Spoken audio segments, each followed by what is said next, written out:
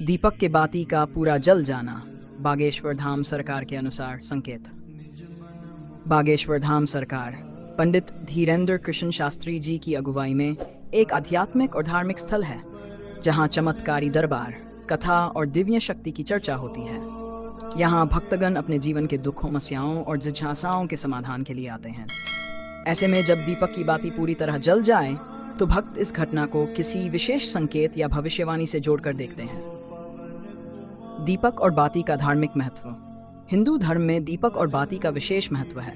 दीपक को देवी देवताओं की कृपा प्राप्त करने, नकारात्मक ऊर्जा दूर करने और शुभता का प्रतीक माना जाता है। जब कोई भक्त श्रद्धा से दीपक जलाता है तो उसमें उसकी आस्था, प्रार्थना और विश्वास समाहित होते हैं। बाती का पूरा जल जाना क्या है संकेत? बागेश्वर धाम सरकार की मान्यता के अनुसार अगर किसी पूजा, प्रार्थना या विशेष उद्देश्य के लिए जलाए गए दीपक की बाती पूरी तरह जल जाती है तो इसे एक शुभ संकेत माना जाता है। इसका मतलब ये हो सकता है मनोकामना की पूर्ति का संकेत। यह संकेत करता है कि जो इच्छा लेकर दीपक जलाया गया था वह अब पूर्ण होने की दिशा में है। भगवान ने आपकी प्रार्थना सुन ली है और कृपा दृष्टि प्रदान की है। 2. नकारात्मक ऊर्जा का नाश। अगर दीपक की बाती बिना रुके, बिना बुझे लगातार जलती रही और अंत तक पूरी तरह जल गई तो ये माना जाता है कि घर या स्थान की सारी नकारात्मक ऊर्जा समाप्त हो गई है। दिव्य स्वीकृति।